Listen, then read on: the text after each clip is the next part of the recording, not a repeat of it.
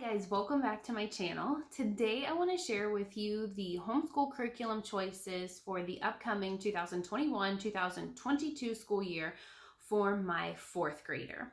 So today I'm going to be sharing with you what we have planned in the realm of math and language arts. So for our family, because we have 4 kids and it would be really difficult for me to teach individual science, history, art, poetry, different things like that, we choose to tackle that as a family. So I will have a video in the future about what we plan to cover in that and those subjects for our entire family. So today I'm really just focusing on the math and language arts choices that we have made for our upcoming 4th grader. So let's just go ahead and get started. For math, we'll go ahead and start with math. We have chosen Saxon 6.5.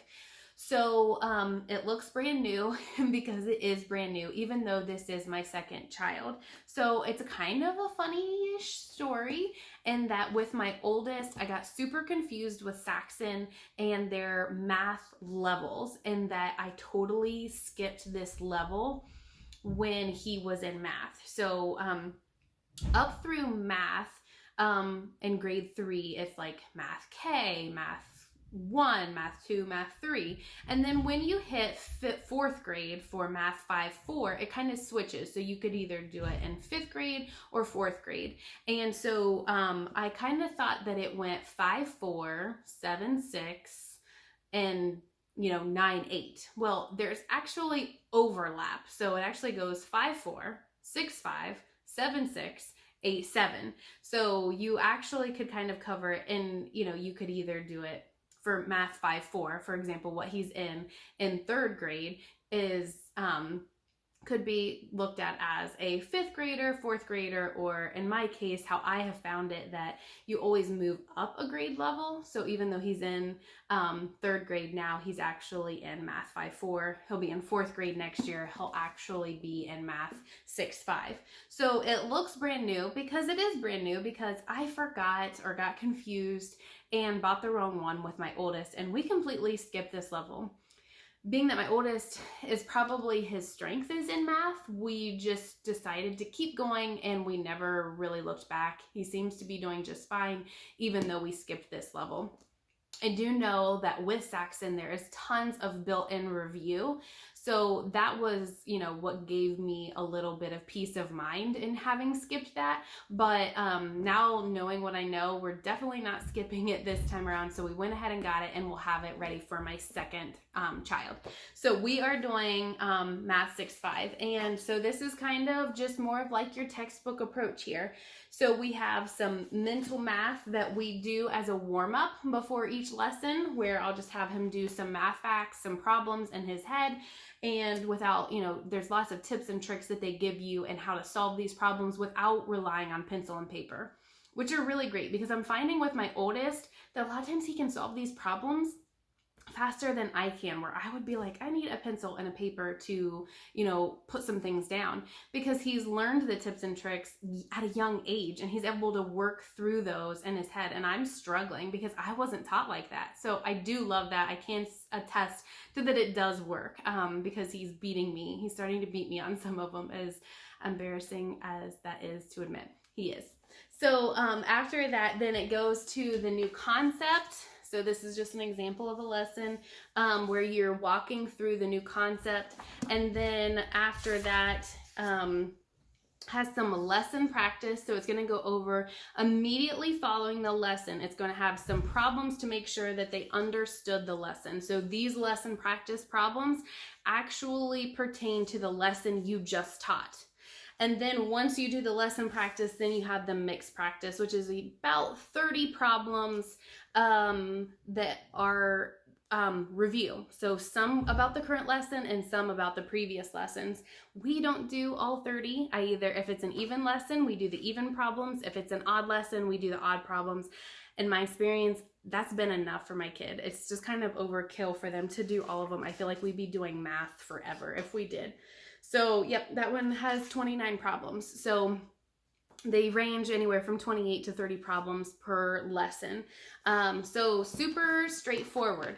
This though is requiring work, it doesn't have like a worksheet, right? It is more set up like a textbook. So each of my kids will have, or I guess my kids who are in this kind of math textbook with Saxon, so my two oldest, they have math notebooks, just straight up notebook paper, where they are writing down all their problems and all their work in the notebook that I give them for that. So they don't have worksheets that come with that. The only thing that they do have that comes with it is they have some like math fact worksheets. So daily he'll have something. Now these are getting a little bit more, you know, higher level. So these are division and multiplication. Trying to see if there's anything else in here. All I'm seeing right off that. Oh, we've got some reducing fractions. So he'll have one of those every day, and then they do have tests in the back. So I will pull out the test on test days, and he'll do those on a separate notebook paper, and we'll keep those for assessments at the end of the year. So in that whole set comes the textbook that I'm teaching from, that my kids are using for their problems. It has their worksheets with the, you know, daily math facts and their tests. And then, of course, for me, the days when I'm just not feeling it and I just don't want to try and work out the problems with them, I will have the answer key sitting next to me, which makes it a lot quicker and a lot easier to go through and grade their problems that they've done on their own. So I do like having that, even if you can keep up with them and do all of the problems with you, sometimes it's just nice to just be like, yep, no, and have the answers right in front of you. And it does also include the answers to the math fact worksheets that they're doing daily, because yes, we could all sit and do the multiplication facts and figure them out, but I can tell you it's a lot quicker if you have the answer key in front of you. So that is what we have planned for math. So now moving into our language selections, we have kind of a hodgepodge here, and some of this is kind of new, and I'm going to explain why. So when my oldest went into fourth grade, we were actually in a co-op, and in that co-op we were doing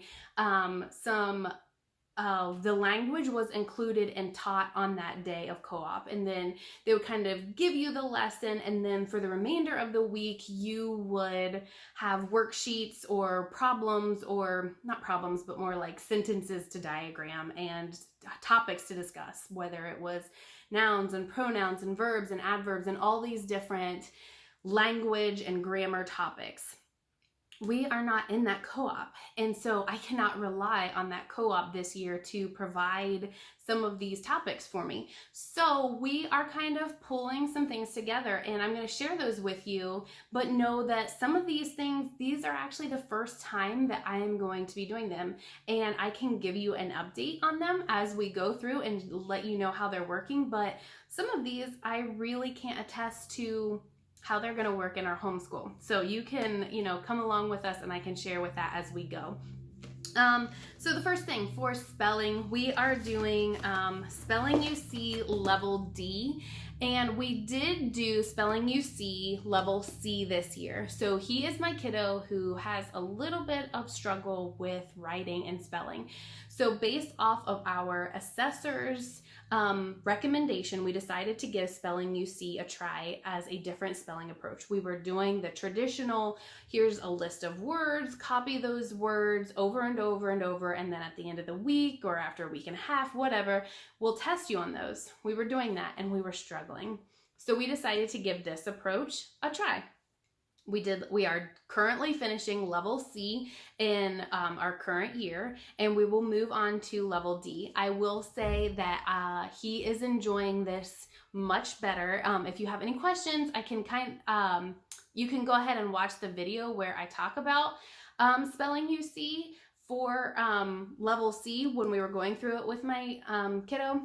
And I can kind of walk you through why I do like the program. So I'm not going to go into that in this one. If you want to check that out, you can. But we are moving on to level D. And with that comes, you've got part 1 and part 2. So they have 2 workbooks. This year, the current year that we are in, we talked about animals. So all of the writing prompts were about different animals. This year is Americana, so we'll be talking about different people and places. So just glancing through, I see Paul Revere and Thomas Jefferson and the Liberty Bell, the White House, Thanksgiving, different things about, you know, American history. So he'll be writing that. It comes with an instructor's handbook, so that allows me to easily grade based off of, you can see like the guide here at the end, and then they have the pencils, the erasable pencils that come with that. So I bought the whole kit that will be for his spelling. So as I mentioned, we're not going to be in the co-op, and that kind of covered our grammar. And because we're not in that co-op, and I don't have someone helping me with my grammar, I was kind of put in like a predicament where I wasn't exactly sure what to do. So this year, while we were not really, you know, everything crazy that was going on, we really weren't in the co-op this year either. We were trying to do things online, but it wasn't really working. So we were pretty much kind of pulling things together ourselves. So for my oldest, being that he had had 1 year in the co-op already and had gone through the grammar and, you know, had this idea in mind of what the structure was, we kind of continued it at home and did our best with this online co-op. However, we added Fix-It Grammar into our lineup, and he was ready for it because he had had that 1 year in co-op. However, my upcoming 4th grader has not had the co-op, and I don't feel that he was quite ready for the first level of Fix-It Grammar because my oldest just finished first year and he had already had a previous year experience with it. And I'll admit that he's actually not quite getting everything in it. So I knew that my second one, having no experience in a co-op, really just walking into this, he just was not going to be ready for Fix-It Grammar. So it kind of just left me in a bind. We don't have a co-op. He's not quite ready for Fix-It Grammar. What do we do? So let me share with you what we decided to choose. So honestly, I looked up and found just a little grammar workbook. We're going to try and bridge the gap. We're going to give Fix-It Grammar we're going to wait off 1 year and try it next year with a little bit of age, a little bit more experience. We're going to work on some different things, including this workbook, and we're going to give Fix-It Grammar a try next year. But I am holding off. We're not going to try it this year in 4th grade. Instead, we're doing this grammar workbook. It is just a Scholastic book that has, I think it's just going to be, you know, it's just some worksheets with some just exercises over various things where we're talking about singular and plural nouns, helping verbs, irregular verbs, verb tenses, possessive pronouns, prepositions, just different worksheets. We might do 1 or 2 a week. I don't even think it had that many lessons. Doesn't even say how many lessons. They're not numbered. The pages are, but not every one is a new lesson. So either way, like this is just what we're going to give a try. So, you know, we're just going to kind of plug away, find little things like this to add in and hope that we can kind of build those skills to get ready for Fix-It Grammar. I just really didn't feel like he was ready to start that this year. So this is what we're working with for kind of some exercises.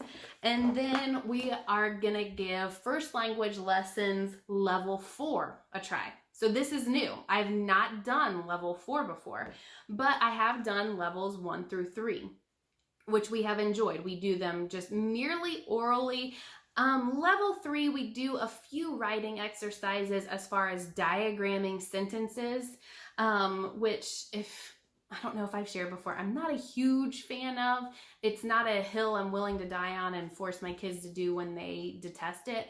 But we do some basic sentence diagramming. We just don't do all of it, and we don't do every written exercise in there. So Honestly, I can't tell you how we're going to do with this one or what all it entails, but this is what I've selected. We're going to give these two things a whirl to bridge the gap for this fourth grade year for grammar until we can give Fix It Grammar a try next year for him. All right, lastly, for the last section of our language arts is more of our writing area. And I don't know if I've ever shared this, but this is one of my weakest areas.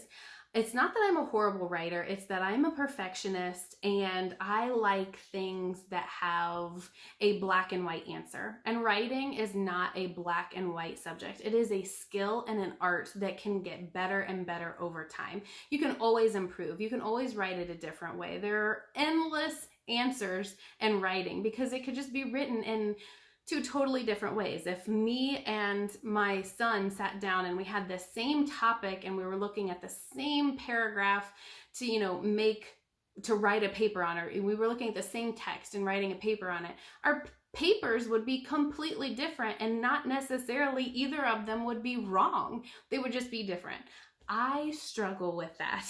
So my answer this year, as far as having 4 kids, educating 4 kids in 4 totally different grade levels, I needed something that I could outsource in some way.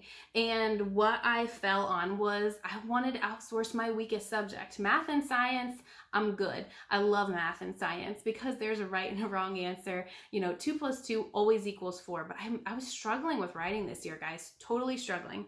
So what I decided to outsource was my writing to IEW. I know I have shared this in maybe a previous video, but I love IEW. And I almost feel that if I had been taught to learn with this method, that maybe I wouldn't hate it as much. Okay, hate's a strong word. Dislike it as much as I do. So what comes in this big binder I got for my 4th grader, it is Year 1 Level A. So Level A, I think, covers grades 3 to 5, and then I'm getting Year 1 because this is going to be his first introduction into IEW, because up until this point, we have been doing a Becca for our language. This is the 4th grade year is the year where I make a transition, no more a Becca, and we're moving into our IEW. So let me see if I can get out here. So in it comes the structure and style for students. So they will each get, he will get a binder. It's broken up. It has these tabs in here for the different sections that we'll be doing. And then in here, I've got the loose leaf papers that I need to still put in his binder for next year, as well as